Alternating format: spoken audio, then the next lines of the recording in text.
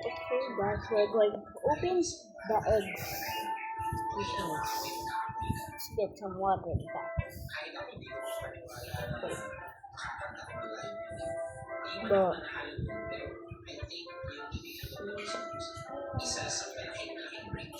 There we go. One. Sa career na tinakap mo sa paglalaro. Hindi siya yung parang instant organization. Hindi siya parang katulad sa iba wala na akong gusto eh. Kung talaga titignan mo. Bro. Sikat sa paglalaro na to. Masikat sa paglalaro na to. Pero tayo It is fun. So fighting. parang number 3 lang yan sa countdown. Number 2, number 4 lang yan sa countdown. Tingnan mo. Mas prefer ko din titingnan mo kasi hindi siya nakaka-pressure na medyo masarap siya. Mas dahan-dahan. Pero sigurado. Kasi instant success, instant fame. Para sa akin, ang nangyari sa iyo is, in-learn mo yung pagkakakilala sa iyo ng mga tao. Hindi yung pagkapasok mo kilala ka agad. Parang pinakilala mo na ito ako, ito yung gaya ko. Ito si Clark na yun. I think mas gusto ko yung kilala nila ako as ganun ko rin yung kilala nila ako dahil sa iyo. So, matagal tayo mag-start. 10 years. Bye-bye. Ilalagay mo yung perspective na yun.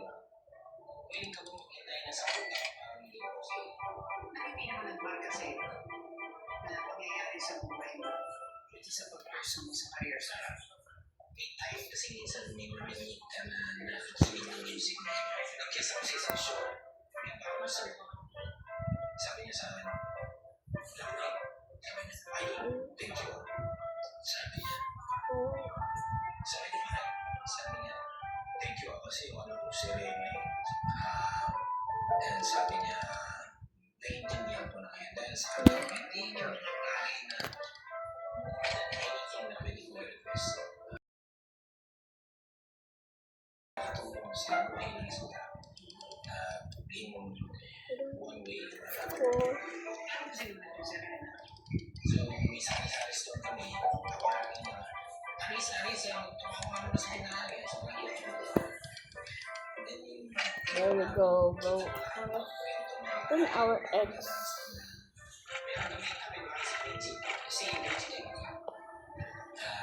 There we go. Oh, we got the back.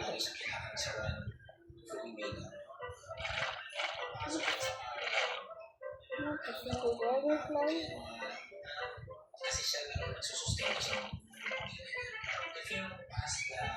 Oh, not a single. Even dragonfly.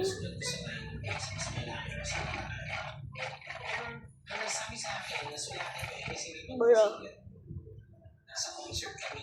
Kaya to sila yung Marasigan na to yung nasa Capital Commons kami, tapos kumata sila, yung soapdish. Kumata sila. Kasi yung yosihan namin sa likod ng Three Monkeys. Ano nga yun? Tall Monkeys. Sa likod ng kasi yosihan namin. Doon sila nag-yosi. Kasi yun lang tayo yosi spot eh. Ano ba sila rin yung Marasigan? Tapos may soapdish ko. Punta mo yung kasama ko kasi, super fun siya. Eto, tumingin niya talaga ako. Sabi niya, dito dali. Sabi niya ganun. Magpapapicture ako. Sabi niya. Going to read my comments. Nakapagpapicture siya. Tapos, And alam mo, nakapagpapicture kayo sa akin. Tapos kinukuha yung number ko. Hindi ko naman mabigay yung number ko. Siyempre, ano, sabi niya, would you want to join us a league? May pasok ako. Second work ako dyan. Hindi ako pwede. Pero kung gago-gago lang talaga ako. Nakadate ko to sa Raymond Marasigan.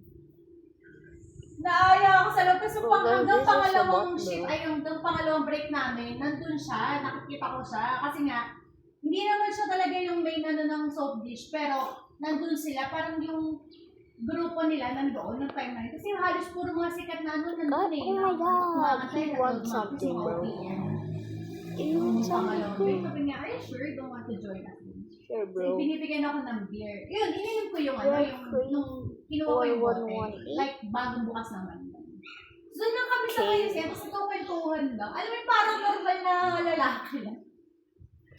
Sabi nga ni Jake, punta mo, ina mo din, sabi niya, hindi ka na pag-date. Niloloko nila ako. 411. Yung take yun na Come on yun. guys, Kasi, let's. ano naman, asawa ko Mark Sid.